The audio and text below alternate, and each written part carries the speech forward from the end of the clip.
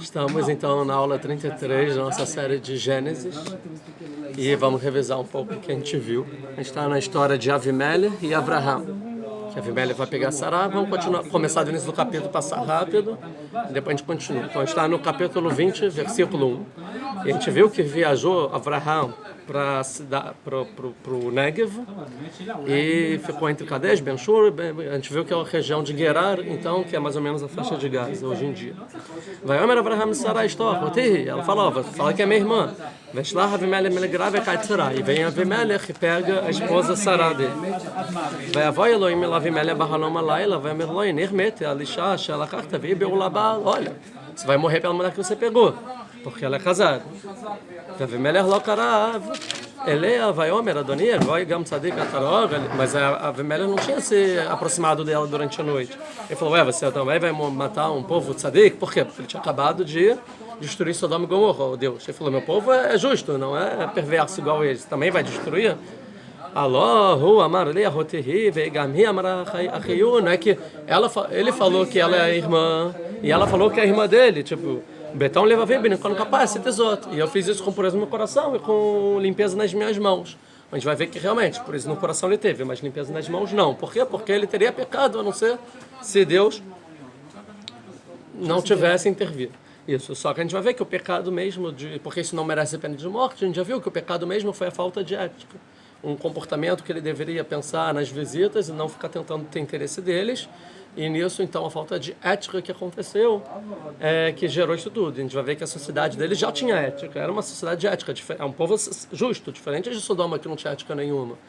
Mas, então, porque ele peca, se tinha ética, porque ele faltou com a ética já da cidade, justamente pela inclinação, pelo Yetzer Hará, tinha uma inclinação do ser humano de fazer o mal.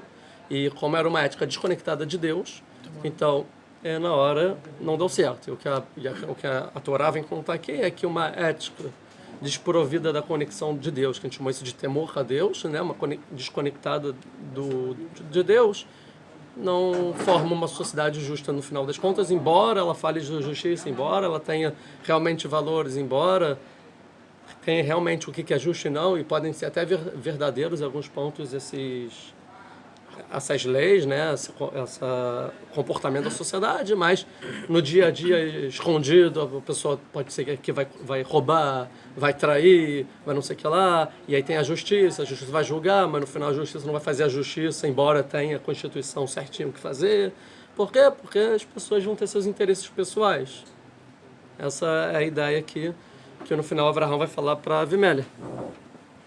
Então, ele fala, então Deus responde no 6, vai Omer lá, vai Elohim, falou para ele Deus, Bachalom, no sonho, Gama no Riadate, que Betão leva a ver a citação. Eu sei que você fez com pureza no coração, integridade no coração. Vershor Gama no Rio, Otar, Michotolim, mas eu que te impedi de pecar para mim. Alikem, Lona, Taticha, Lengolha, por isso que eu não deixei você tocar nela. Veata, Esteve, Taish, agora devolve para o homem, ou seja, mostrando que ela sim era casada. Raiz, para o marido dela. Que navehu, que ele é profeta, vai te palel beadecha, e ele vai rezar por você, veria, e você vai viver. Vem menecha mexevda que motamut, mas se você não devolver ela, saiba que você vai morrer. Vatá verrola sherla, você e tudo que é seu, ou seja, todo o reino, todo mundo vai morrer. Sim? A gente já parou aqui. Já tem duas aulas sobre isso, a gente só leu esses versículos, né? A gente ficou isso. Resumão. Sim? Então, a gente viu tudo isso, deixa eu ver exatamente. Tá. Então, esse versículo é interessante. O que é interessante aqui? Que fala que navio, porque ele é profeta, ele vai rezar para você e você vai viver. E aqui é interessante que é a primeira vez na Torá que tem a palavra navio, exatamente, a palavra profeta. Até agora, na Torá, não apareceu a palavra profeta. Então, o primeiro profeta que a Torá conta como a palavra, ele é um profeta, é Abraham. Sim? Mas a gente sabe que desde Adão todo mundo conversa com Deus, até que começaram a pecar e pararam de conversar com Deus, até que Shem e Ever começaram a resgatar essa questão de se conectar com Deus, né? Depois o Ever, Ivri, tá? Mas nesse meio tempo se apagou da humanidade isso. Interessante que a gente viu que Avimelech está conversando no sonho. com Deus, mas ele não é profeta. Ou seja, esse sonho não é uma profecia. Tá? Interessante. Mas o Avraham é profeta. Tá? Então é interessante que a primeira vez que aparece, denomina alguém como realmente você é profeta. Assim? Mas não é só essa palavra que pela primeira vez aparece na Torá. O que mais aparece pela primeira vez na Torá? A palavra vai te palel e vai rezar por você. Ou seja, até agora não apareceu na Torá, reza também. Primeira vez então aqui no versículo que aparece duas palavras muito importantes para o judaísmo, talvez, que ocupam um grande espaço, a reza e a profecia. Tipo, duas coisas muito fundamentais para a fé judaica. E até agora, nada, certo? Então daqui o que a gente aprende? E Deus precisa dizer para Avimelech, olha, ele vai rezar por você e você vai viver. Então a gente vai ver que, primeiro aqui só pelo versículo, que a reza funciona. Porque ele vai rezar, você vai devolver para ele a esposa. E aí ele é profeta, ele vai rezar e você vai viver. Ou seja, se você devolver e ele não rezar, você não vai viver. Você precisa da reza dele. Interessante. Ou seja, a reza funciona pela primeira vez aqui, entre a vida e a morte. Certo? Dois, que não é tipo... Porque a reza... Deus fez um decreto, que todo mundo vai morrer. Porque a reza de Avraham vai mudar o decreto. Então a gente vê que a reza pode mudar decretos, tá bom? Mas o que a gente vê aqui, que a reza é uma forma de se conectar com Deus. E até eu já dei uma aula sobre a reza, acho que ano passado, antes dessa série, porque lembro. Mas a gente vê o quê? Um negócio interessante, que até agora ninguém, a princípio, rezou para Deus. A gente não vê ninguém rezando para Deus até agora. Na Torá, toda a história que a gente contou, nunca ninguém rezou para Deus. A gente já teve pessoas conversando com Deus. Adão e Havá, Adão e Eva conversaram com Deus, Caim conversou com Deus, Noah conversou com Deus, Avraham conversou com Deus, mas não é... Destruir a cidade, não, mas se tivesse 10, não sei o quê, 10 justos. Ou seja, sim. Então, diferente do que a gente pensa, reza não significa conversar com Deus. Esse negócio de conversar com Deus não significa reza. Reza não é isso, tá? Talvez não significa dialogar com Deus. Dialogar com Deus. Como assim? Diálogo pressupõe uma conversa. Porque até esse diálogo é o quê? Uma profecia, a princípio. Isso. Uma profecia. Que é a gente viu isso nas primeiras aulas, que o normal do ser humano, a princípio, é conversar com Deus e Deus responder. Mas se não é rezar para Deus. Leito palelo, aqui o verbo, tá bom? E outra, ele é o profeta. Ou seja, é interessante que o versículo faz uma conexão entre profeta e reza. Olha, devolve porque ele é profeta, então ele vai rezar para você, você vai viver. Tipo assim, já que ele é profeta, ele pode rezar por você. Então talvez aqui também tenha uma ideia de que, profecia e reza são coisas interligadas. Talvez se ele não fosse profeta, ele não rezaria para você. Pode entender assim, daqui a pouco a gente vai entender. E qual a ideia aqui? Que primeiro então a gente vai ver o seguinte, como as pessoas se comunicavam com Deus sem ser a conversa, quando Deus conversou com Deus. Qual é a outra forma que a humanidade se conectava com Deus até então? Tirando os profetas. Isso, os sacrifícios, muito bom. Ou seja, a forma que a humanidade, e aí já apareceu várias vezes na nossa história, os korbanot, os sacrifícios. Então você quer falar com Deus, você quer fazer alguma coisa, se relacionar de alguma forma com Deus. Se você não é um profeta, você faz sacrifício. Ou até se você é um profeta. Então a gente já viu quem são os primeiros que na Torá contam que fez sacrifício. Abel e... Isso, Caim e Abel, isso mesmo. Caim e Abel, eles fazem sacrifício assim, logo que saem do... Né? Conta a história de Adão, eles são expulsos do jardim do Éden, e aí vem Caim e Abel e já fazem sacrifícios. Ou seja, você vê que é uma coisa extremamente normal. Tipo assim, eles nasceram... Instintivo. Vamos fazer sacrifícios. Certo? E depois a gente vê que Abraão já fez sacrifícios, Noé fez sacrifício, Deus pede de Noé. Deus não pede para Noé rezar, nada disso. Noé sai da arca, faz sacrifícios. E a gente sabe que os idólatras nessa época faziam sacrifício. Então a gente vai ver que o normal, o instintivo do ser humano, se a pessoa pensa um pouquinho, ela entende que ela tem que fazer sacrifício para Deus. É alguma coisa normal, não precisa muita filosofia para entender que você precisa fazer sacrifício para Deus. Porque bem ou mal Deus dá, então você devolve o que você pode um pouco para Deus. É mais ou menos isso o sacrifício. Deus te deu uma plantação, pega um pouco e dá para Deus, para mostrar obrigado. Então você se comunica com Deus, é uma forma de agradecimento, de conexão, é o sacrifício.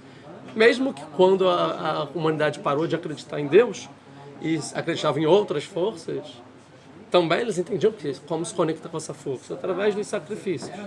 Então isso é alguma coisa normal na humanidade. Agora, a reza, a princípio, nunca apareceu, nunca ninguém rezou. Ou seja, não é normal pensar que você se conecta com Deus através da reza. Isso que quer dizer? Por que não? Porque o que significa, então, tefilá, leit palel, rezar? Certo? Qual é a ideia daqui? Então, o que é leit palel? Leit palel é qual verbo? É de qual verbo? Leit palel. Ou qual é a raiz do verbo de outra palavra? Pail, Que é? Não, plili, exatamente. Plili, plilá. O que é palal? Plili é negativo, Não, né? não, shlili. Plili é... Plili, palal tem na Torá. Plili é julgamento, juízo. palal é julgamento. Juízo. É juízo. Então, o que é leit palel?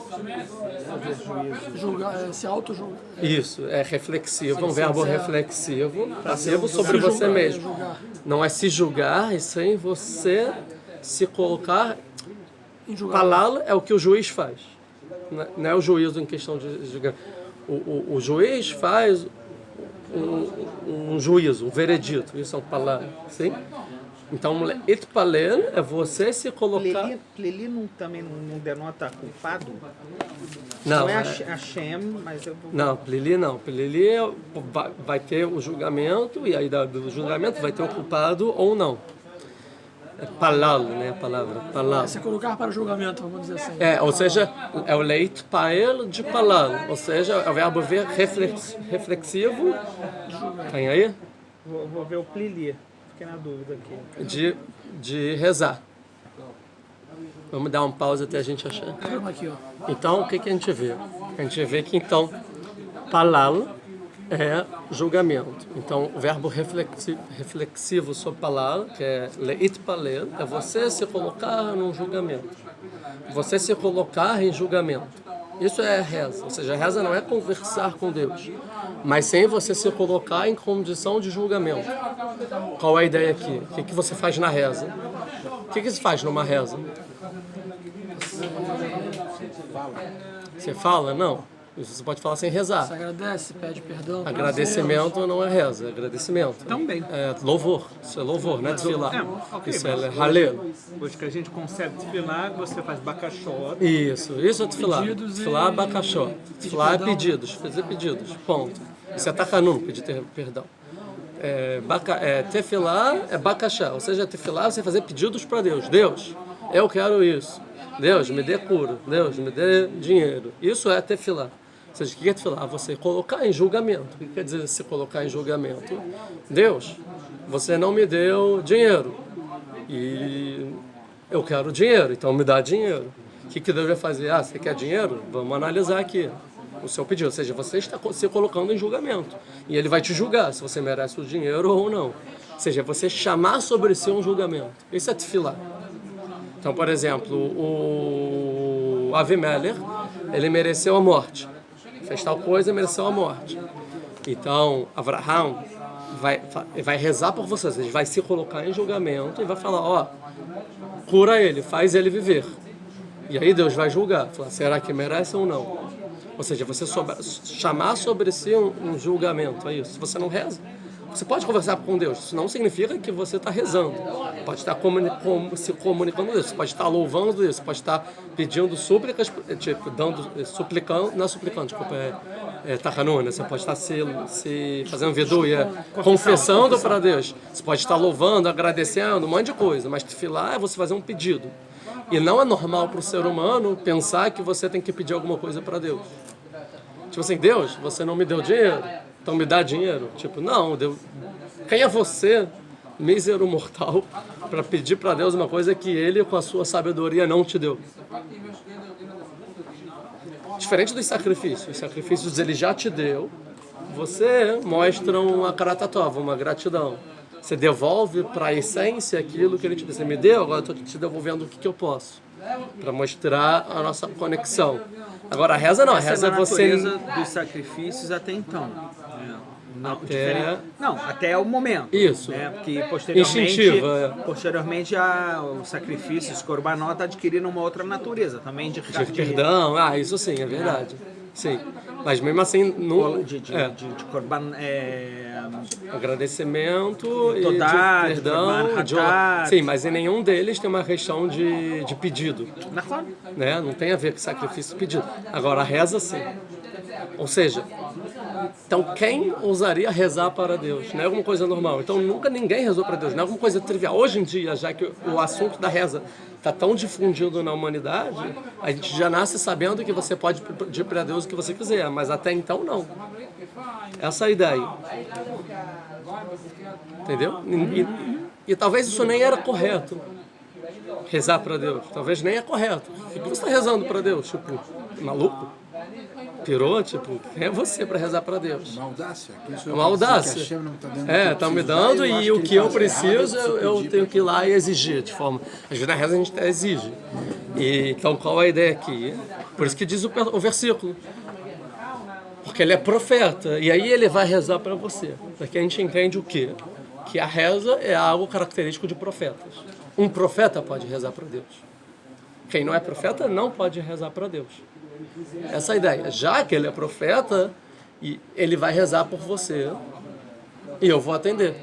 Ele é um profeta. Porque ele tem mérito. Não, ele sabe pedir para Deus. Ele vai rezar de uma forma que não é audaciosa, que não vai se intrometer. Tudo bem que ele pode, mas e a gente que reza? Por que a gente pode rezar então? Vamos entender o seguinte. Vamos, por exemplo, pegar assim. O profeta ele chega a nível de profecia. Quando ele chega no nível de profecia, ele já fez o contato com Deus, já ligou para o número de Deus, já está na linha telefônica, já ligou o Wi-Fi. Ele já está conversando com Deus. Então, já que você mostra que Deus já aceitou estar conversando com ele, ele vai lá e vai rezar. Fala, e já que estamos rezando, eu quero aqui pegar sobre mim agora um julgamento. Essa é a ideia. Agora, se você nem tem esse contato, a linha, nem o contato, que você vai falar com Deus? Então, já que ele é um profeta, ele pode, se ele quiser, chegar a nível de profecia, então sim. Isso a gente vai ver o quê? Eu falei isso em uma aula, não dessa série, né? Eu já falei ano passado, que tem uma história na Guimarães que fala que tinham pessoas doentes no povo e tinha um grande rabino, que é chamado, tipo, rabino que fazia várias coisas, até um pouco estranho da forma da natureza, chamava Rabi Hanina ben Dossa. Rabi Hanina, filho de Dossa, várias coisas. Da cobra, eu falei aula passada, se não me engano, retrasada, alguma coisa da cobra. E a filha que ele botou a mão, e a cobra falou, o pecado não... É o pecado que mata, não é a cobra que mata. Então é a mesma coisa. E aí... A filha dele, que é a história do vinagre também. Do vinagre, do azeite do vinagre, isso. E aí tem uma história que as pessoas iam para casa dele, que estavam doentes, e mandava ele rezar. E aí quando ele rezava, ele falava, esse vai viver, esse vai morrer. E quem falasse, esse vai viver, vivia. E quem falasse, esse vai morrer, morria. Então ele rezava para Deus e ele meio que... Aí vieram os grandes sábios do povo judeu e falaram assim... Aí olha que interessante, fala assim, por que você está rezando para as pessoas? Você por acaso é profeta? É isso que a Guimarães conta. Tipo, tirando agora a resposta, tipo assim, que argumento é esse? Não, você pode falar, não sou profeta.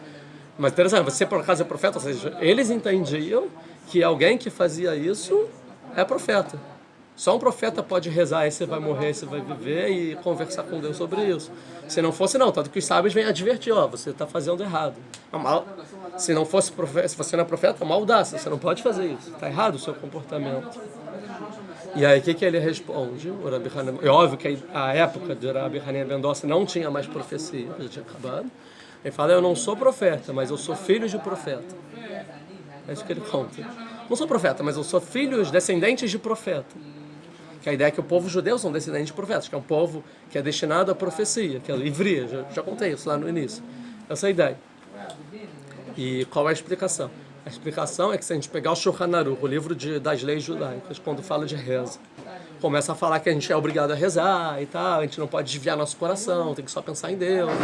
todas as leis, tem que ter intenção para Deus e pensar como se fosse que está na frente do rei dos reis, muito mais, e você é um pobre batendo na porta pedindo quem é você e tudo mais. E aí começa a falar assim, no livro de Alahá, né? Aí fala assim, e antigamente, ou seja, os primeiros rabinos, depois que acabaram os profetas, eles ficavam meditando 1 hora antes de rezar e 1 hora depois de rezar. Até que eles chegavam quase no nível de profecia. E aí eles rezavam. Assim está escrito na Alahá, no Shulchan Aruch. Para quê? Porque livro de leis não é livro de historinha. Por que eu preciso saber disso? Sim? Mas a gente responde o seguinte, até que eles quase chegavam no nível de profecia. Como a pessoa sabia que ele quase chegou no nível de profecia? Oh, acho que eu estou quase no nível de profecia. Não sentiu lá ainda? Como a pessoa sabe? Sabe se já profetizou, se ele já foi um profeta, ele sabe quando ele está quase chegando no nível de profeta. Essa é a ideia. Se ele tem pelo menos uma maçórita, uma tradição de que como é o profecia. Então ele sabe, ou quase profeta.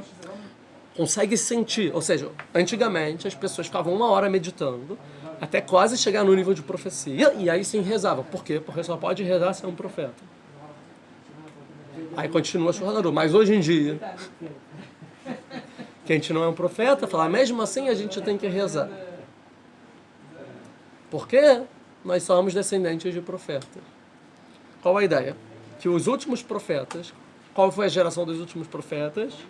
Anshei Knesset Agdolah, ou seja, os 120 rabinos da grande assembleia, né? Que na época de Esdras, que voltaram para Israel depois do primeiro exílio, e eram os últimos profetas.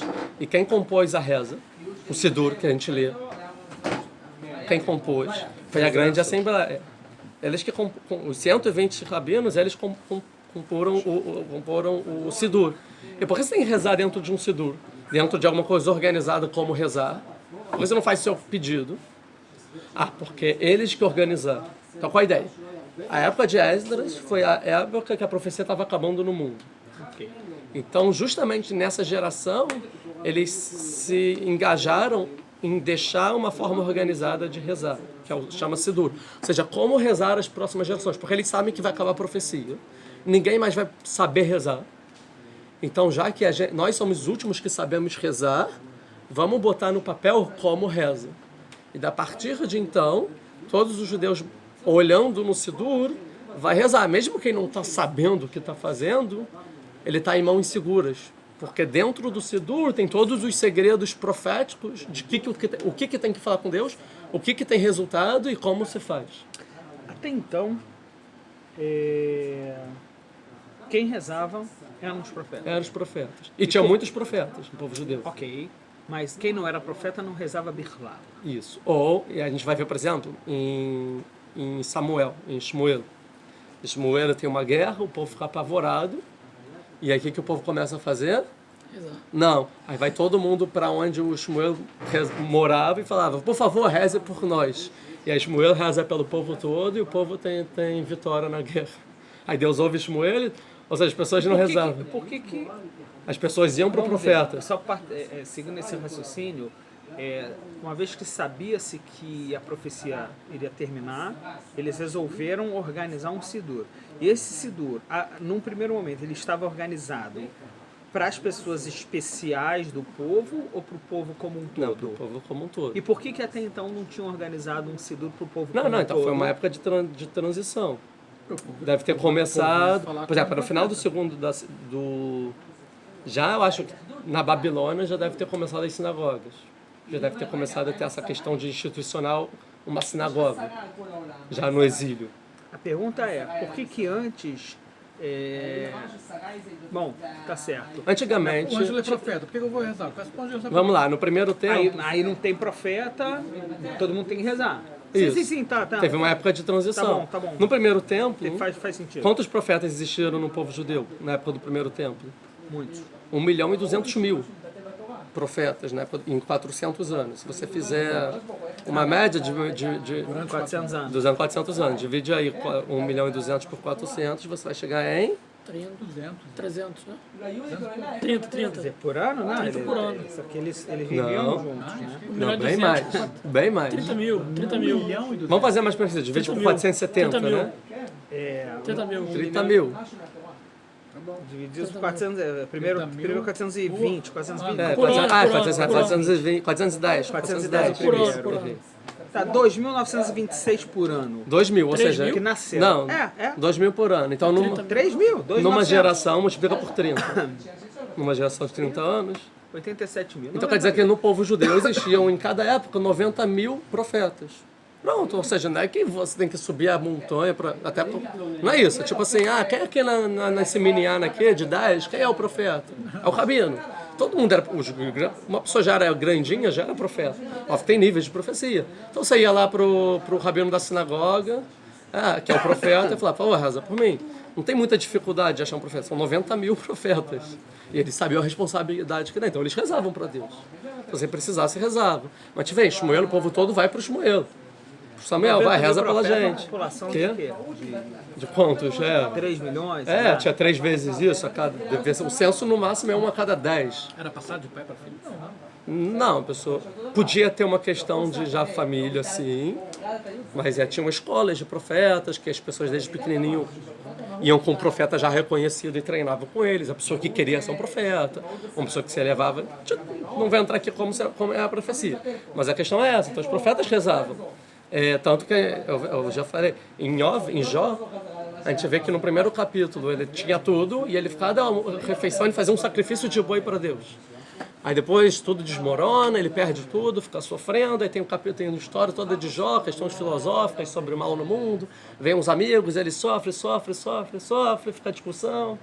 Chega no último capítulo, que Deus, aí Deus fala para Jó era um profeta, porque ele conversa com Deus, está conversando com Deus, e ele fazia sacrifício toda a refeição. Aí chega no final e fala Deus para Jó e fala assim, Jó, você vai rezar e aí você vai se curar. Aí ele reza e se cura. Tipo, é isso. Ou seja, Deus precisa falar para Jó que ele precisa rezar. Ou seja, até então, não sei quanto tempo ficou Jó sofrendo, ele não rezou uma vez para Deus, por favor, me cura. É a primeira vez que ele fala, por favor, me cura, ele é curado. Mas ele só fala isso depois que Deus falou, reza. Aqui, só para não ficar... Acho que é por isso que eu trouxe em português. Aqui. Jó, aqui. Paciência de Jó. Por isso a expressão. Paciência de Jó. Tem que ter paciência para sofrer. Aqui, já vai discutindo tudo, aí chega no último versículo assim,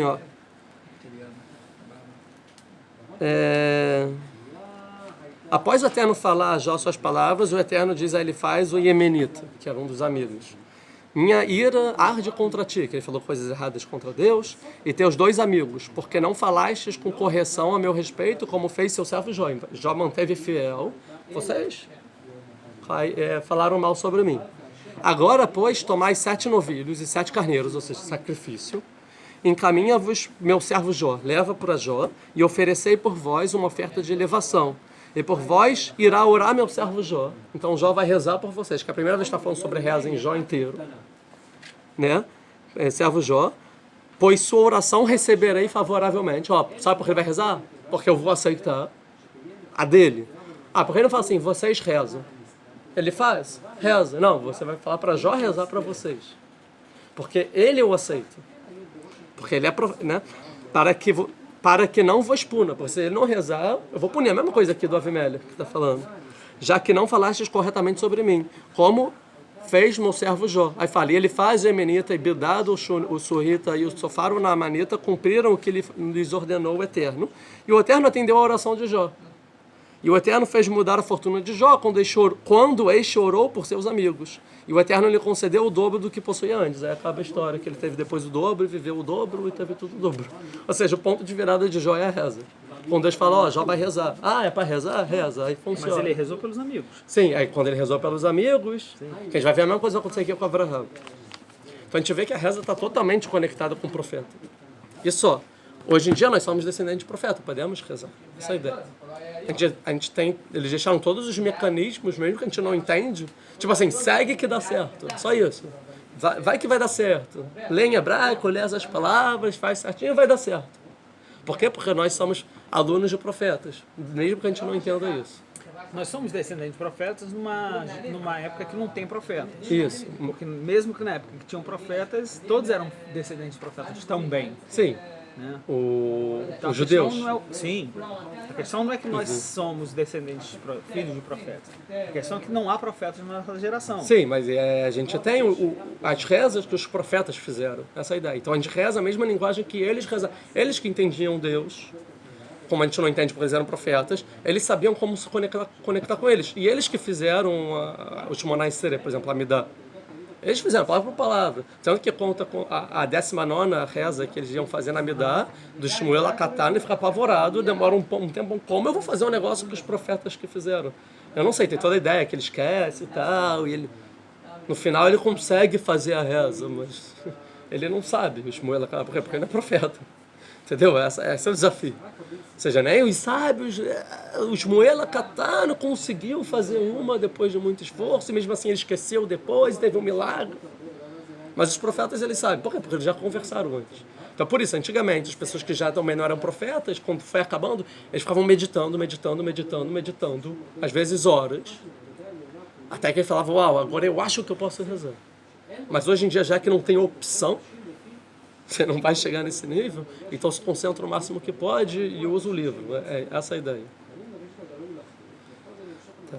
Então é isso. Então, que na viúva, itupalelo baderra verriei, você vai viver. Essa é a ideia. Então, Avraham, tanto que fala, quem inventou a reza da manhã? Avraham. Avraham é a primeira pessoa que entende, uau, posso rezar para Deus. Então, ele revoluciona o mundo, ele inventa a reza, o Avraham. Essa é a ideia no mundo. E então a gente vê porque ele é o primeiro na Torá chamado de profeta, embora vários conversaram com Deus, porque talvez profeta é aquele que reza. Aquele que sabe rezar para Deus e é atendido por Deus pode ser chamado de profeta, como se fosse. Profeta é aquele que sabe a arte de rezar. O que é a arte de rezar? Receber sobre si o julgamento. Sim? É isso. E por que essa história está aqui agora que vai chegar no ponto? Que a gente já está vendo um desenvolvimento de Avraham nessa paraxá de aceitar a justiça divina. A gente viu primeiro que ele recebe que Yitzhak vai nascer. E ele ri. Depois ele tem Sodoma e Gomorra, ele discute com Deus e Deus ensina por que a justiça assim tem que acontecer. Depois ele aceita a justiça divina e aceita que Sodoma fosse destruída. Desculpa. E depois chega aqui a história de Avimelech. E agora Avraham vai receber sobre si o julgamento. Fala assim, Deus, traga agora a característica de justiça no mundo sobre mim, que eu quero chamar ela para o mundo, que eu quero utilizar dela. Ou seja, agora Avraham subiu um pouco, tipo, não só ele aceita, ele vai utilizar ela no mundo pela primeira vez, que até então ele era só bondade, e fala, agora eu quero utilizar da justiça no mundo também. E logo depois, Yitzhak vai poder nascer. Porque agora Avraham vai talvez fazer as pazes com a justiça e falar, eu também quero usar então. E eu entendo como a justiça divina pode servir para o bem, através da reza. Essa é a ideia. Então, se ele não rezar, sabe que você morrer. Você e todo mundo. Vai, acho que é uma Avimelech babó, que acordou Avimelech de manhãzinha, que ele estava já desesperado, ele estava sonhando, de manhã ele acordou. Vai, chamou todos os servos, no ouvido de todo mundo, olha, Deus falou isso, ele tem que rezar, senão ferrou. Vai, eles tiveram temor, que é o que faltava na sociedade, temor. Né? Vai, Avimelech, tem uma parte só, lembra agora, no Tanakh, que não é um profeta que reza, que é na história de Jonas e a baleia, Yoná, que está no navio, os marinheiros rezam para Deus. Que qual é a história aqui? Tinha um profeta no navio, que era Jonas, que eles ficam, Jonas, acorda e reza para Deus, a onda vai matar, reza pra gente, por favor, que você está ficando parado, reza pra gente, implorando para ele rezar. O Deus deles. Não importa, mas reza, e Yoná fala, não vou rezar. Aí o Yoná não reza. No final fala, caraca, então se o profeta não vai rezar, só tem a gente, então vamos rezar. É o único caso que eles rezam, tipo assim, não tem o que fazer. Mas já que o profeta está aqui no meio da gente, talvez a gente consiga rezar. É o único momento no Tanakh que alguém que não é o profeta reza. E no final Deus, ele... O que acontece no final? Ele atende. Não atende. Dos marinheiros? Não, porque aí eles só quando eles jogam Jonas no mar que acalma o mar, não é isso? Não, eles não atendem os marinheiros. Os marinheiros, aí Eles jogam aí tem, né? Aí Os depois... marinheiros pedem para ele rezar também pro Deus dele. Acordam ele, reza aí, Não, mas ele não vai rezar. não reza. Aí está com o Yoná no mar, aí... Pode fazer o Essa é a ideia. Gorá. Tá, então, vai esquentar, então, vamos lá, vamos continuar. Vai Krav Melech Avraham. Então vai a gente falou isso ano passado, e chamou. Vamos lá. E chamou Avimelech Avraham. Vai Omer mas você está lá no Mechatá, está lá, o que você fez pela gente, o que eu pequei, que Evê está lá, ela Malachtihatá, que você trouxe para mim, para todo o meu reino, esse pecado, Gdolá é grande. Mas sim, mas coisas que não se faz, você fez comigo. Muito aquele discurso de quem não está com a razão, né? E aí a gente já vê o que Abraão responde. Nada, ignora. Vai, Omer Avimelech. Então a velha vê que não respondeu. Aí ele aprende, fala, melhor falar... Maraíta. O que você viu para fazer isso que você fez? Vem você é ocupado. Aí ele responde e fala, tá bom, entendi. Tá bom, então por que você fez isso? Conta. Entendi. Vai Omer Avimelech, Avraham. Vai Omer Avraham, responde Avraham, que a Marta, Raken Irat Elohim. Eu vi, só falta Irat Elohim, só falta temor a Deus. Ética tem, mas não tem temor a Deus. Então podem matar minha esposa, sim. Embora seja proibido e não é ético na sociedade matar esposas. Bamakom, mas nesse lugar. Veragune, Advar sim, vão me matar por causa da minha mulher. Isso a gente viu lá passada, conclusão da passada. 12. Vegama Mnaná Achoti Bataviu. E na verdade ela também é minha irmã. Ela é filha do meu pai. Ri. Rolou bate-me, mas não de mãe. Ou seja, é irmã sim, pai de pai, não mente não. Vai ter ele leixar, e ela é minha esposa. Então justifica aqui, nem mentir. Vai kasher it u oti Elohim beit avi, vai omar lá ze chasdecha asher tasi imadi. El kol makom asher navo shama imrili achihu. Então ele conta o segredo. E desde que a gente se andando aí pelo mundo, que eu saí da casa, que Deus me fez sair da casa do meu pai, que é o que ler lechá, vai para a terra, e a gente está vagando pelo mundo. Eu falei para ela, essa é a bondade, ó, faz uma bondade por mim. A Shet está acima de, faça comigo. Todo lugar que a gente for, fala que é minha irmã. Mas assim a gente vai salvar, eu não vou morrer. Vai Avimelech tzono bakar vavadim os fachot vai ter Avraham. Então ele pega tudo de bom e dá para Avraham, tipo, como se fosse para apaziguar, tipo, desculpa, toma tudo, não fica bolado comigo, porque você... Avraham ainda não rezou. Você precisa ainda rezar por mim, senão essa conversa não vai valer de nada, né? Vavadim os fachot, escravos, vai ter Avraham, deu para Avraham. Vai Shev lo et Sarah estou, e devolveu no final o Sarah. A esposa dele, ó, sua esposa, toma. Então devolveu. Vai Omer Avimelech, artzi lefanecha. Então fala Avimelech, olha, minha terra está perante você. Betov beinecha shev. Onde for bem a seus olhos, assenta. Diferente do Egito, que ele fala, ó, agora vaza. Porque eu não garanto pelo meu povo. Qualquer um vai pegar tuas mulheres agora na próxima oportunidade. Então sai correndo, vou mandar gente para ir escoltando vocês até fora do Egito. Mas já que é uma terra ética e agora tem um temor a Deus, falou, não, agora pode sentar, agora não vai ter problema com vocês não, garanto. Realmente não tem problema mais com Sará dentro de Gerar, daquela cidade. Mas qual é o que é interessante que ele fala? Artzi lefanecha, minha terra está perante vocês. E essa terra é de quem? De Avraham. Certo? Não por enquanto, mas está destinado a Avraham. O que Avraham fala sobre isso? Nada. O Le Sará Amar. Agora, isso ele fala para Avraham. Então, para Avraham, ele pede desculpa, devolve a Sará, dá um monte de presente, fala, vão onde você quiser. E para Sará Amar, Ine, Natati Elef Kesef Leachichó. Dei muito dinheiro para o teu irmão. Ine, Olar Kisuteinai. Então, ó, seja como um Kisuteinai aí para você. Seja, tipo, fecha os olhos o que eu fiz para você. Eu já tentei apaziguar e já dei muito dinheiro para o teu irmão. Tipo, finge que eu não fiz nada com você. Lechol Asharitar. Vet Kol Nochachat. Como traduz o Nochachat, é o 16. Ele disse, eis que dei 1000 peças para o irmão e eis que para ti... Justificarás. Perante todos justificarás. Vai ficar tranquila a situação. O que Sará responde? De nada. Ou seja, a princípio Sará tipo, não desculpo não. Tipo, a princípio Sará, não. Tipo, o que você me fez não tem volta. Me aborrece. Né? Não é dinheiro a questão aqui, tipo... 17, vai Tpalel Avraham Ela Elohim. E rezou Deus para Avraham para quem? Para Deus. Né? vai Irpe Elohim, e Deus curou o Avimelech, et Avimelech, veio Tistó, sua esposa, veio Moteav, veio Eledu, e também as escravas, o Meotav, vai Eledu, e elas tiveram filhos. Não é isso? E seus filhos. E elas deram à luz. Quer dizer o seguinte, que a gente vê daqui, que o castigo é que se fecharam os buracos, elas não conseguiam dar luz, por isso que eles acharam que ia morrer. Então, abriu os buracos e elas deram à luz. Essa é a ideia aqui.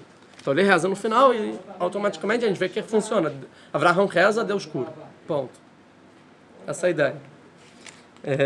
Vai ter Elohim, o que eu ia falar? Esqueci. Não, vou continuar então. Então, Avraham reza que que Deus tinha fechado o útero Lebeit Avimelech, da casa de Avimelech, Advar Sarah Eshet Avraham, por causa de Sarah. Então aí acaba a história de Avimelech. Então, Avraham reza e ponto. Tá? Isso daí. Continua morando em Gerar, capítulo é resolvido. Deixa eu ver. Tá. Porque o castigo foi no órgão sexual, que fechou, de dar à luz. Porque foi justamente o que ele fez. Característica por característica. Pegou a Sará, que é o útero do mundo. Então também o castigo é que todo o povo ficou sem útero, como se fosse. Você pegou o que nasceu, então pagou no mesmo moeda. Então por isso que foi lá o castigo. Dos homens também. Que? Dos homens também? Sim, todo mundo. Agora 21. Agora próximo capítulo. A gente vai ver agora a justiça de Deus aumentando. A gente está no último capítulo, antes de Akedat Yitzhak, né? De acabar para achar do sacrifício de Yitzhak. Que é o capítulo 21, versículo 1. Tá? Vamos lá. O que vai acontecer nesse capítulo? Yitzhak vai nascer. Né? Finalmente Yitzhak vai nascer. Vashem Pakad et Sarah. E Deus, Pakad, que significa Pakad? Lembrou-se. Pekdah. Pekdah é sinônimo de qual palavra na Torá? Que dá? De Pakad. Sinônimo? Qual é o sinônimo de Pakad? Zachar. Zechirá. São sinônimos. Lembrou-se. Lembrou. E Deus lembrou de Sará. Qual a diferença de Pekdah e Zechirá? De Pakad ou Zachar? Não, é Vashem, Zachar e Sará. Qual a diferença? Então, uma das expressões é a seguinte. Zachar é você lembrar somente, lembrei. Pakad é você lembrar e fazer alguma coisa por ter lembrado. Ou seja, modificar algo. Você fez uma ação também. Não somente lembrou, você também modificou alguma coisa. Então, Vashem Pakad Avraham, ou seja, Sará engravidou. Isso o que quer dizer? E aí, o que ensinam nossos sábios? Avraham rezou para todas as mulheres de Gerar, porque elas não conseguiam ter filhos. E está escrito que quando uma pessoa está na mesma situação da outra, e ela reza pela outra, ele é atendido primeiro. Então, porque Avraham rezou para as outras engravidarem, a esposa dele engravidou antes. Talvez isso tudo aconteceu para Sará ter méritos de engravidar. Tá? Hashem Pakad. Mas tem outra explicação que faz sentido, que está fora da ordem. Hashem Pakad et Sará. Está escrito Vepakad Hashem et Sará. Engravidou Deus Sará. E Deus engravidou Sará. Então a gente vê toda a regra que antes muda a ordem, o sujeito e tal, com o verbo, que é past perfect. Ou seja, enquanto isso ocorreu, Deus já tinha engravidado Sará. Então vão ter muitos comentaristas que vão dizer, não, que nessa história Sará já estava grávida, só que ninguém ainda sabia. De Avraham, ou seja, antes de Avraham ter toda a história de Avimelech, Sará já tinha engravidado. Ou seja, aí, enquanto isso aconteceu, Deus já tinha engravidado Sará. Kasher Amar, como ele disse. Quando ele disse nas profecias, e também a sua esposa vai ter sua descendência de Sará. Vayas Hashem le Sará, e Deus fez por Sará Kasher Deber, como ele fez. Tá? Ou seja, versículo totalmente redundante. Olha. E lembrou Deus de Sará, como ele falou. E fez Deus por Sará o que ele falou. Sim, tá redundante. Sim?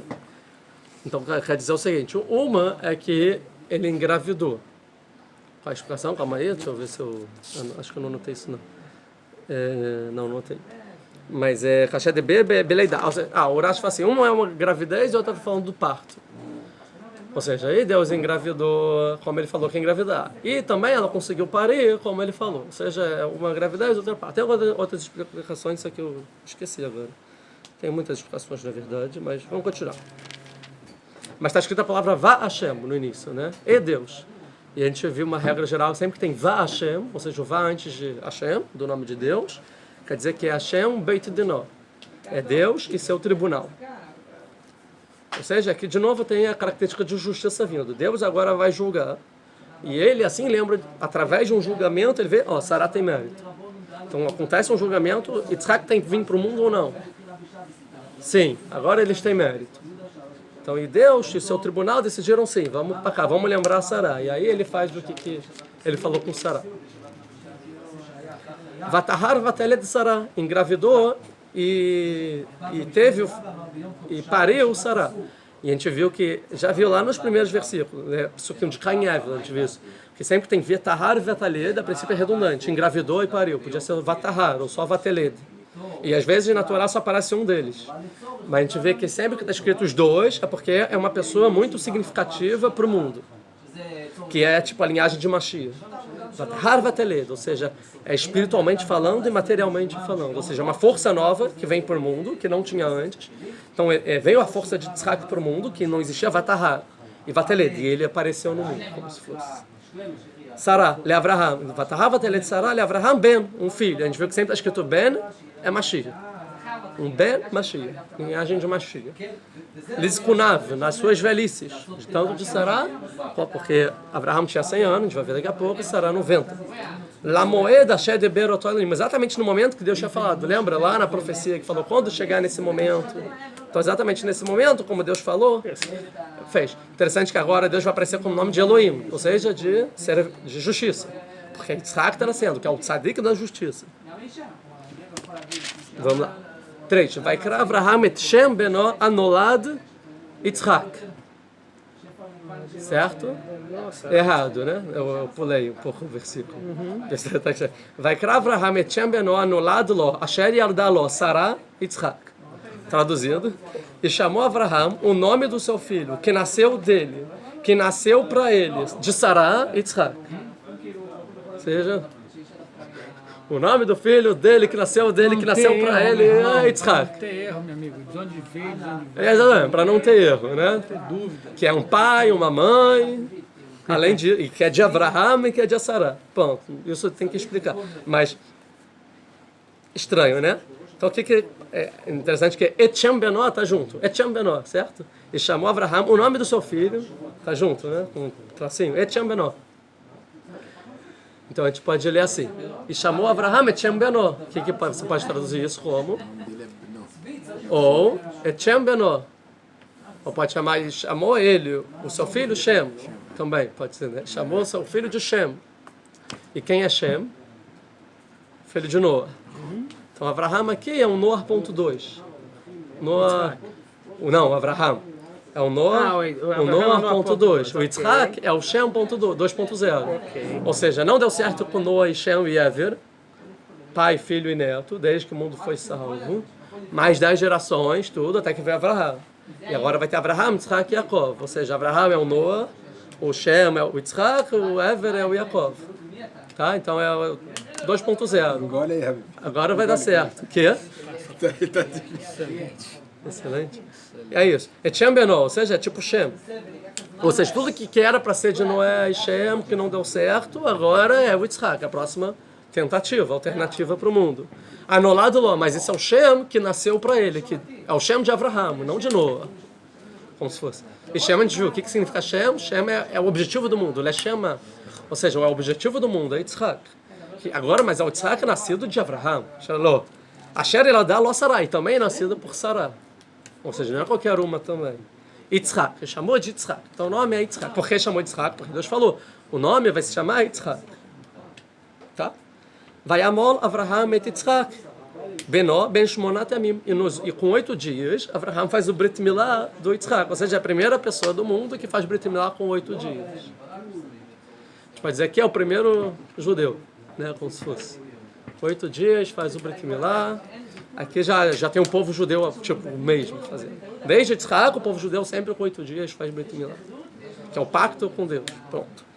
E que o pacto é em relação ao quê? A gente já viu na aula sobre o Brit Milá, que o Brit Milá é para quê? A consequência é a terra de Israel. Quem faz Brit Milá tem a propriedade da terra de Israel. Esse é o pacto. A gente viu na aula de Brit Milá. Ben Shmonat Yamim, Kasher Tzeva Oto Elohim, assim como Deus que Elohim ordenou, justiça. Então, finalmente, Yitzhak pode vir para o mundo. Vamos ver o que vai acontecer com o mundo quando Yitzhak chega.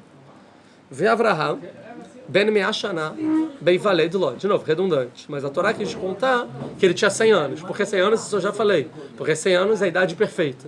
É a idade que o ser humano está completo e agora pode gerar um filho mais maltê, significativo para mudar o mundo inteiro, que já passou por todas as fases. Já falei isso em outra aula. Um homem completo. Beivalei de Ló, et Yitzhak Benó. Então, o Yitzhak é um filho que nasceu de Abraham com 100 anos, e não com 86, ou antes de completar os 100 anos. Tá. 6. Vatomer Sará. Então, e falou Sará. Tzechok asali Elohim. Um tzechok, eu vou traduzir por enquanto o tzechok como riso. Mas não é exatamente o riso, depois a gente vai ver o que é tzechok. Mas um tzechok, um riso fez para mim Deus. Kola Shomei Yitzhakli. Todo mundo que ouve o que aconteceu, Yitzhakli, é um riso para mim. Porque a ideia aqui é que ela era jovem e ela teve um filho, então olha, ficou uma felicidade para mim. E ainda mais ela vai ver que Deus não falou que ela ia amamentar o filho, que ela já tinha 90 anos. Mas a gente vai ver que ela vai amamentar o filho, ou seja, mais uma... É uma bondade de Deus que ele nem prometeu, nem falou nada, nem estava combinado, veio de brinde. Então ela ficou muito feliz, Sará. Tá? Então isso, todo mundo que ouve, uau, é um riso para mim. Vatomer, mimilela Avraham, ainikabanim. Quem, como Avraham? Tipo, quem diria, Milela, quem diria que Avraham, para Avraham, quem um dia falaria para Avraham assim, ainikabanim, que eu amamentaria filhos? Sará, que Sará amamentaria filhos. Ou seja, nunca na vida Avraham ouviu de alguém assim, um dia tua esposa vai engravidar. Não, o pessoal já tinha desistido, nunca ninguém falou, nem tinha essa hipótese. Então, quem diria que um dia eu amamentaria filhos? O presidente quer filhos, e ela teve um filho só. Certo? Então, aí falam, nós sabemos que vários, no dia que teve a luz Sará, muitas mulheres, todas as mulheres do mundo também tiveram filhos. E ela tinha leite que jorrava e sobrava. Então todas as mães traziam os filhos para ela amamentar. Então quem diria que ela amamentaria filhos? Ou seja, ela amamentou, todo mundo ia trazendo os filhos e ela amamentando todo mundo. E aí era uma alegria para ela. Cada filho que vinha, vão amamentar. Então todo mundo que ouve é um riso para mim. Porque quem diria que eu amamentaria filhos? Sará, que ela de Ben Lizkunav, que eu teria um filho, um Ben Lizkunav na minha velhice. Tá? Ou seja, vamos ver aqui quem está feliz. Onde aparece a palavra Yitzhak? A gente vê que primeiro aparece em Avraham Yitzhak. Que quando Deus falou, você vai ter um filho, Avraham, ri. Certo? Depois a gente vê no capítulo 17, no final do capítulo 17. No início do capítulo 18, quando o anjo fala para Sará, que ela está atrás da porta, para o Avraham, que ela vai ter filho, Sará ri. Então tem duas pessoas que riem, Avraham e Sará. O terceiro, que Yitzhak, é o próprio Yitzhak, que ele se chama Yitzhak. Então Yitzhak é um riso. Tá? Quem é o quarto agora? O quarto que ri? Tzechok, Asalié, Sará, Elohim, Kola Shomei Yitzhakli. Agora quem ri também, todo mundo que ouve, ou seja, o mundo inteiro. Então agora quem está rindo? Avraham, Sará, Yitzhak e o mundo, todo mundo que ouve, o mundo inteiro. Sim? Sará, que ela deu bem Zikunav.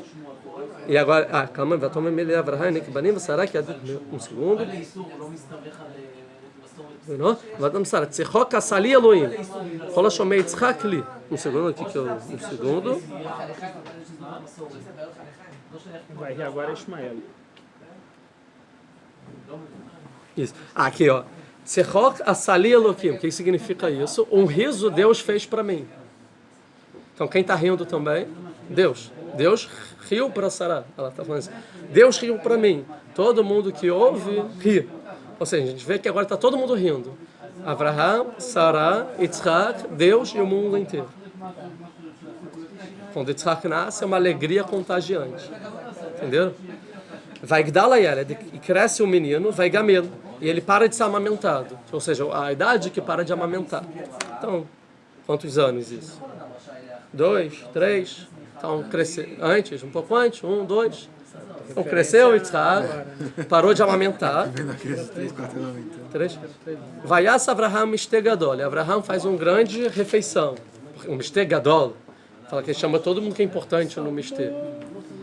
No Brit Milá ele não chama todo mundo, é só a família. Porque só a família foi ordenada a fazer Brit Milá. Mas aí quando ele para de amamentar, e era o costume da época fazer uma refeição quando para de amamentar, quer dizer que sobreviveu o filho, como se fosse assim. Então ele fez uma grande festa, chamou todo mundo importante. Veio Avimelech, veio Og, veio geral. Beyom Gamer Yitzhak, quando ele para de amamentar Yitzhak. Vater Sarai Ben Agar. E a Sarai veio o filho de Agar, a Mitzrit, a egípcia, a Asher Yalda le Avraham, que teve também filho com Avraham, Yitzhak, rindo. Então quem está rindo também, o sexto que está rindo, Ismael. Então tem Avraham, Sarai, Yitzhak, Deus, o mundo inteiro, e Ismael rindo. Né? Yitzhak. Vatomer le Avraham. E aí então Sarai fala para Avraham, Garesh Amazot et vet benah. Expulse essa escrava e seu filho. Que lo irash ben Amazot, que não vai herdar o filho dessa serva, em Beni, com meu filho, em Yitzhak, com Yitzhak. Ele riu? Tira daqui. Tipo, todo mundo pode rir, menos Ismael. Ismael não pode rir, não. Mais ou menos isso, né? Nessa época não morava juntos ainda. Morava junto, era o filho. Quantos anos tinha Ismael? 16, 17 anos. Tá. Né? Mais ou menos 16, 17 anos. Não é isso? Não, 86, 3, 14, 16 anos. 14 mais 3 de amamentar, 15, 16, 17 anos, 16, 17 anos, na festa. Tinha 16, 17 anos. E morava com Avraham, 16, 17 anos. Avraham. E aí ele viu que ele riu, sai daqui. Tá? Vai irar da Varmeod Bene Avraham. E Avraham vê isso muito ruim, porque eu Ismael não pode rir. Alodot Benó, por causa do meu filho. Tipo. Vai Omer, daqui eu falo, eu explico, vai Omer Elohim el Avraham, falando Deus para Avraham. Alirá beinecha alanar. Não, falou então Deus para Avraham. Não veja de forma mal, não fica mal aos seus olhos, né? Não veja de forma mal sobre o que estão falando do nar, do jovem. Veala materri, da escrava. Rola shetomai lecha sarah shema bekolah. Tudo que Sarah falava, você ouve a voz dela. Que Beitzhak arele hazera, porque de Yitzhak vai vir a sua descendência. Sua descendência não é Ismael, é Yitzhak, está escrito na Torá. Eu acho que fala que história desse Messahek é coisas que... Sim, a gente vai entrar isso. Eu estou pensando, tem tempo ou não tem tempo? Mais 10 minutinhos tem para a gente fechar o assunto do Yitzhak? Tem? Então, qual é a ideia? Qual é a ideia aqui? Porque qual é a diferença de Yitzhak, de todo mundo rir, e Ismael rir? Que? Concorrente. Na verdade, a Torá aqui traduz como que... Brincando. Mas é o mesmo tzchok, é porque eu falei, eu vou traduzir por enquanto como riso. Mas tzchok, mesachek, é mesmo chores, mesmo raiz, mesmo radical. Sim? Qual a ideia aqui? O que significa Yitzhak? E rirá no futuro. E vai rir. Yitzhak é no futuro, vão rir. No futuro. O que é mesachek? Ele está rindo. Na verdade, tzachak é riu. Mesachek é aquele que tem a característica de estar rindo. Mesachek, ele é um risonho. É um que está rindo, tipo, é a característica dele, ele ri. No presente e não no futuro. Então aqui tem uma diferença drástica entre tzechok e mesachek. Mas uma vez que todo mundo está Yitzhak, vai Yitzhak, ótimo, muito feliz. Agora, ele mesachek, isso não. Tem que entender. Agora, o que é Yitzhak? Onde está escrito Yitzhak na Torá? Vai Yitzhak leyom acharon. A gente fala no Heshet Chaim, na Mulher Virtuosa, o último capítulo de Provérbios. E vai Yitzhak vai rir no último dia. Ou seja, Yitzhak é futuro. Leyom acharon, Yitzhak. Yitzhak, quando tem que rir, Leyom acharon, no último dia. O que é o último dia? Na época messiânica. Aí você vai Yitzhak. Só, por isso que é Yitzhak. Na verdade, é uma notícia que no Yom HaHaron, no último dia, vai ter o Tzechok. Essa é a ideia. E aí, que eu falei que aparecerá Bishmon Ben Bar Yochai, mas é aqui. Aula 33. Falou o seguinte, está escrito o seguinte, falou o Rabi Shimon ben Laquish em nome do Rabi Shimon Bar Yochai. Ele fala assim, todo aquele que rir nesse mundo, na verdade que preenche sua boca de rir, não é rir, é gargalhar. Está fazendo errado, pecado. Não pode ficar gargalhando nesse mundo. Porque está escrito, o que está escrito na Torá? Az yemale sechok pino ulshonei norena. Az, que é az somente no futuro, quando chegar o Messias. Yemale sechok pino, a gente vai preencher a nossa boca de sechok, de riso, de sechok. Ulshonei norena, nossas línguas de gratidão. Então, assim, só lá você pode emalher, só pode preencher sua boca de riso lá no futuro, mas não por enquanto. E aí falou Reish Lakish que fala isso, então eu nunca ri na minha vida. Não ri, eu nunca preenchi minha boca de riso na minha vida. Qual a ideia aqui? A ideia é o seguinte, o que é tzechok, então? Então vamos lá. Tem a mitzvah de se diz. Ficar simcha, não tzechok. Simcha, alegria, não tzechok. Qual a diferença? Então tem 3 palavras parecidas. Sasson, simcha, tzchok. Qual a diferença dos 3? Sasson a gente traduz como júbilo. Simcha como alegria, tzchok como riso. Mas são traduções, não é exatamente a ideia. Então falando, sabe, simcha é como um copo que está se preenchendo. Você tem um copo e você está botando água e ele está se preenchendo. Aí você fica com, desculpa, sassone. Aí você fica com sassone. Você fica o que é o júbilo? É quando você está vendo que você vai alcançar o objetivo. A expectativa. Uau, vai acontecer o que eu sempre quis. Vou ganhar um presente. Vai acontecer alguma coisa boa. A festa é amanhã. Você fica feliz. Mas nem teve a festa. Estou feliz porque a festa é amanhã. Então, sasson. Vai acontecer. O que é simcha? Quando você enche o copo. Simcha. Alegria é quando você conquista. Chegou, você fica feliz, aproveita o momento. Uau, consegui, fiquei com simcha, estou alegre. Então, o júbilo é antes de acontecer, mas você já está vendo o que vai acontecer. E o simcha é quando acontece, você é pleno. Um está em desenvolvimento e o outro você está pleno. O que é tzechok? Tzechok é quando transborda, quando passa dos limites. Ou seja, não só encheu, o aroma está transbordando. Aí é tzechok, é riso, porque riso é inesperado. Uau, era para encher o copo, transbordou. Você já está além dos limites. Então você não pode... O que é preencher a boca de riso? É quando você está rindo além do limite. Porque como você vai rir, ficar feliz de uma forma totalmente ilimitada, que é isso, além do limite é ilimitada, nesse mundo, se nesse mundo tem maldade, se nesse mundo pessoas sofrem, se nesse mundo tá ruim. Se o mundo é limitado... O mundo é limitado, não é ilimitado. As pessoas sofrem, tem pobreza, tem problemas. E você vai estar saindo gargalhando no mundo, além do limite.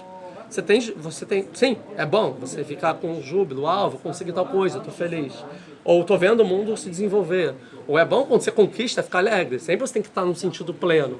Agora, transbordando ilimitadamente, sair gargalhando por aí, isso não pode. Somente no futuro, porque no futuro só vai imperar a bondade no mundo e a plenitude. E aí, não só quando o Mashiach chegar vai ter a plenitude, depois de Mashiach vai transbordar de alegria. E aí, só naquele dia você vai preencher sua boca de riso.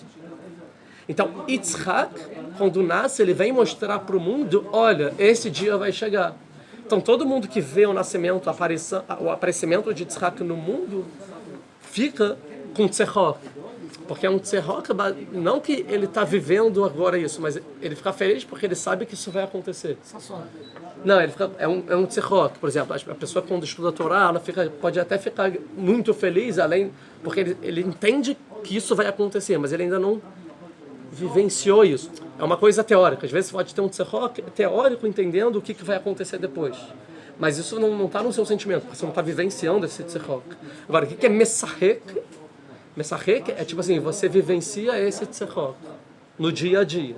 Quer dizer que você não se preocupa com a maldade que existe no mundo. Você não está preocupado com a pobreza e o sofrimento que tem no mundo. E não só isso. O riso máximo que existe no mundo é o que você vive agora.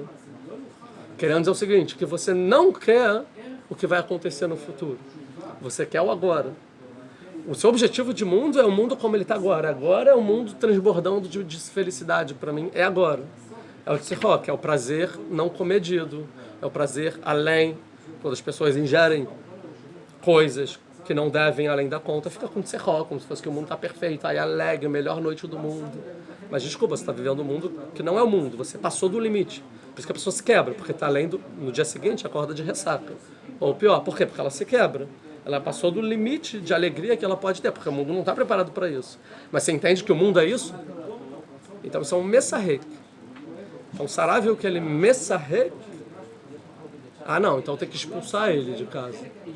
Porque ele está totalmente contra os objetivos de Yitzhak no mundo. Ele vem negar Yitzhak. Yitzhak não precisa, porque o mundo já é o máximo de felicidade possível. Então não precisamos de Yitzhak. A gente falou na aula de Ishmael, ele sempre vem negar a importância de Yitzhak estar no mundo. Então ela fala, expulsa ele, não vai herdar nada. Ela já entende que o problema aqui é a herança.